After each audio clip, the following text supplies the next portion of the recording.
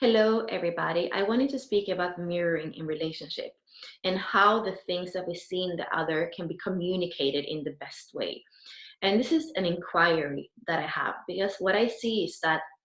many times in relationship, whether we have one person that is doing a lot of inner work or both, what comes up is that there is clarity from that person about the dynamics in the relationship and the things that are maybe having patterns that are going on have been going on for a long time with both partners, or even just seeing the other in their patterns. And then when you're doing your inner work, you really want to point that out because you can see both how it can help the person and also how it can help the relationship dynamic. And what I've seen is that many times when you do come with your truth, when you mirror the other with what's reflected to you, what happens is there is a reaction. And even the polarity, especially if it's an intimate relationship, the polarity between the partners can be kind of thrown off, because when we tell somebody what we see, it can feel a little bit like a parent-child um, relationship, or like somebody that a teacher and a disciple, and that throws off that polarity where we are equal and we come together as equals in a couple, and also where maybe the polarity with the female and the male and these things. So the question is,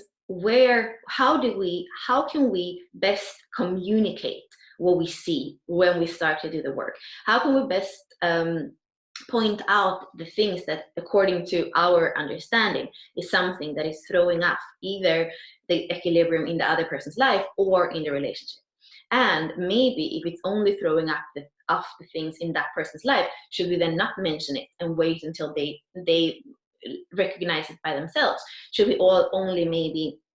look at the things that have to do with the dynamics between two people? Or maybe the opposite, the things that have to do with two people, maybe we are subjective because we are also in the relationship, so we should not mention these things. We should only say the things that we can look at objectively in the other, because then we are not part of it, so we don't have like